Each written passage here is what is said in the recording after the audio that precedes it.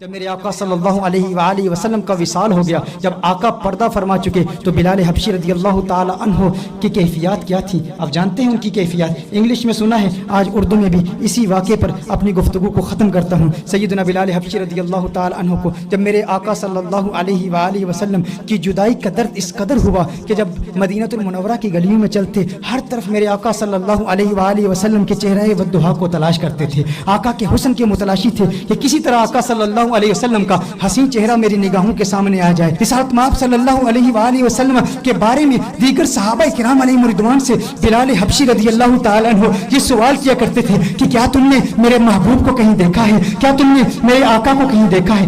آقا صلی اللہ علیہ وسلم پردہ فرما چکے ہیں، میرے آقا صلی اللہ علیہ وسلم اس دنیا سے جا چکے ہیں، اور سیدنا بلال رضی اللہ تعالیٰ عنہ آقا صلی اللہ علیہ وسلم کے بارے میں صحابہ سے پوچھ رہے ہیں، طیبہ کی گلیوں میں سوال کر رہے ہیں، بتاؤ میرا محبوب کہیں دیکھا ہے؟ اور پھر وہ وقت بھی آتا ہے جب بلال حبشی رضی اللہ تعالیٰ عنہ مدینہ المنورہ کو چھوڑ کر ملک شام کے شہر حلب میں تشریف لے جاتے ہیں، کیونکہ طیبہ میں آقا کی یاد آتی ہے، طیبہ کی گلیاں آقا کی یاد دلاتی ہیں بلال حبشی رضی اللہ تعالیٰ عنہ کو۔ بلال حبشی ملک شام کے شہر حلب میں چلے جاتے ہیں، 1 سال حلب میں گزارتے ہیں، اور پھر ایک وقت ایسا آتا ہے قسمت انگڑائی لیتی ہے، مدینے والے کا دیدار کرتے ہیں، آقا خواب میں تشریف لاتے ہیں، خواب میں آ کے آقا بلال حبشی سے فرماتے ہیں، ہے میرے بلال میرے شہر کو کیوں چھوڑ دیا؟ ہے میرے بلال میری یاد نہیں آتی؟ مجھ سے ملنے کا جی نہیں کرتا؟ کیا تم مجھ سے ملنا نہیں چاہتا؟ بلال حبشی رضی اللہ تعالیٰ عنہ رات کے وقت آنکھ کھلتی ہے، بے چین ہو جاتے ہیں، فوراً بلال حبشی اٹھتے ہیں، اونٹی پر سوار ہو کے مدینہ المنورہ پہنچ جاتے ہیں، مدینہ المنورہ کے در و دیوار کو دیکھتے ہیں،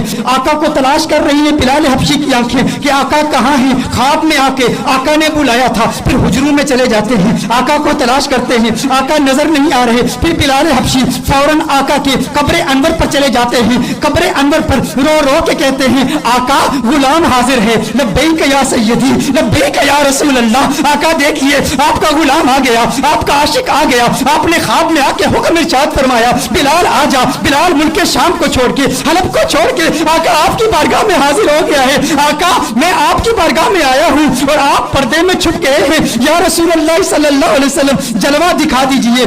اس کے فوراً بعد ایک کیفیت طاری ہوتی ہے، ایسی وجدانی کیفیت طاری ہوتی ہے کہ بلال حبشی بے ہوش ہو کر گر پڑتے ہیں۔ بہت دیر کے بعد صحابہ کرام علیہم رضوان بلال حبشی کو اٹھا کر باہر لے جاتے ہیں، جب باہر لے جاتے ہیں بلال حبشی آنکھ کھولتے ہیں، اس وقت مدینہ المنورہ کی گلیوں میں ہر طرف شورا ہے، ہر طرف ایک ہی شور ہے، سنا ہے بلال حبشی لوٹ کے آ گئے ہیں، سنا ہے آقا کا غلام لوٹ کے آ گیا ہے۔ چشمے تصور سے تخیل باندھیے ان گھڑیوں کا کہ جب مدینے کے باسیوں نے بلال حبشی کی اذانیں سنی تھی، آقا کی موجودگی میں سنی تھی، ہر طرف ایک ہی چرچا ہے، بلال حبشی آ گئے ہیں۔ اب لوگ چاہتے ہیں بلال حبشی کی زیارت کریں کہ آقا کے جانے کے بعد، آقا کے پردہ فرمانے کے بعد، آقا کی جدائی کے بعد بلال حبشی کو کسی نے دیکھا نہیں تھا، 1 سال کے بعد بلال حبشی واپس آئے۔ اب ہر شخص آتا ہے مسجد نبوی شریف میں، بلال حبشی کا دیدار کرتا ہے، اور پھر صحابہ عرض کرتے ہیں، ہے بلال ذرا اپنی آواز تو سنا دیں۔ میرے بھائیو، جب انسان کو کسی سے پیار ہوتا ہے،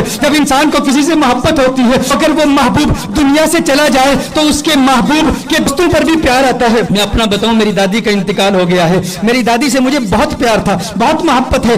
آج بھی گھر میں اگر دادی کی عمر کی بوڑھی عورتیں گھر میں آئیں، وہ جو دادی کے ساتھ باتیں کیا کرتی تھی، جو دادی کے ساتھ گفتگو کیا کرتی تھی، آج بھی اگر ہم ان عورتوں کی آوازیں سنیں، میں کمرے سے گزرتا ہوں تو رک جاتا ہوں، وہ آوازیں مجھے اچھی لگتی ہیں، کیونکہ وہ آوازیں مجھے میری دادی کی یاد دلاتی ہیں۔ یہ وہی عورتیں ہیں جو دادی سے کلام کیا کرتی تھی، دادی جن کمروں سے گزرتی تھی ان کمروں کو دیکھتا ہوں تو دادی کی یاد آتی ہے۔ اسی طرح جس سے انسان کو محبت ہوتی ہے تو محبوب کے دوستوں سے بھی پیار ہوتا ہے، ان کی آوازوں سے بھی پیار ہوتا ہے، وہ لمحے یاد آتے ہیں، وہ گھڑیاں یاد آتی ہیں، وہ ساتیں یاد آتی ہیں۔ صحابہ بلال حبشی کے پاس آئے، بلال حبشی سے کہتے ہیں، ہے بلال حبشی آج وہ اذان تو سنا دے جو آقا کے دور میں سنایا کرتا تھا، ہے بلال آج وہ اذان سنا دے۔ بلال حبشی کہتے ہیں، ہے صحابہ میرے بس کی بات نہیں ہے، مجھ کو معاف کر دو، کیونکہ جب وہ اذان سناتا تھا، جب اشہد ان محمد رسول اللہ صلی اللہ علیہ وسلم پڑھتا تھا، چہرہ والضحا میری نگاہوں کے سامنے ہوتا تھا۔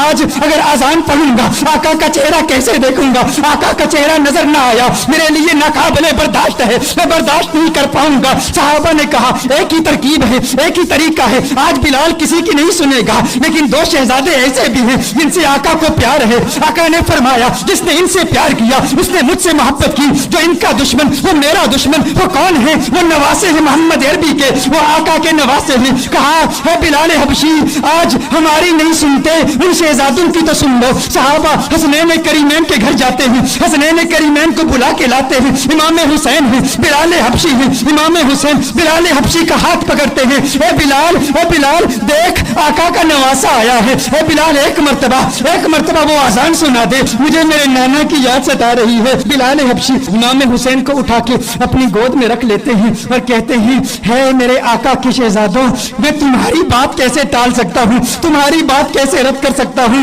मैं सुनाऊंगा आजान, बताओ कहाँ सुनाऊं। इमाम हुसैन बिलाल हबशी के हाथ को पकड़ के फौरन मस्जिद में ले जाते हैं। कहा उस मस्जिद की छत पे खड़े होके आजान सुनाओ। अब बिलाल हबशी आजान पढ़ते हैं। तैबा की गलियों में बिलाल हबशी की वो आवाज गूंजती है, अल्लाहु अकबर अल्लाहु अकबर अल्लाहु अकबर अल्लाहु अकबर, अशहदु अल्ला इलाहा इल्लल्लाह अशहदु अल्ला इलाहा इल्लल्लाह। मदीनतुल मुनव्वरा के बाजारों में बिलाल हबशी की आवाज जब गूंजती है तो तैबा के मकीन बच्चे, बुजुर्ग, नौजवान, मर्द, औरतें सब कमरों से बाहर निकल आते हैं। ये आवाज हमारे लिए आका की याद ताजा कर रही है। देखते हैं कि बिलाल हबशी आ गए तो नन्हे बच्चे भी अपनी माँ से पूछते हैं आका के मुअज्जिन तो आ गए, आका कब आएंगे। हमारी आंखें तड़प रही हैं, कब उसने मुस्तफा को देख ले, कब चेहरा वद्दुहा को देख ले, कब आका के गुंगरियाले बालों को देख ले। अरे आका की संगत में चलने वाला गुलाम तो आ गया, आका कब आएंगे। उधर बिलाल हबशी आजान पढ़ रहे हैं। अशहदु अल्ला इलाहा इल्लल्लाह के बाद जब बिलाल हबशी अशहदु अन्ना मुहम्मदुर रसूलुल्लाह पढ़ते हैं, देखते हैं चेहरा वद्दुहा नजर नहीं आया। बिलाल बेहोश होके गिर पड़ते हैं। उसके बाद जब बिलाल की आंख खुलती है उसके बाद बिलाल के लिए मदीनतुल मुनव्वरा में रहना नामुमकिन हो गया। बिलाल वापस हलब चले जाते हैं।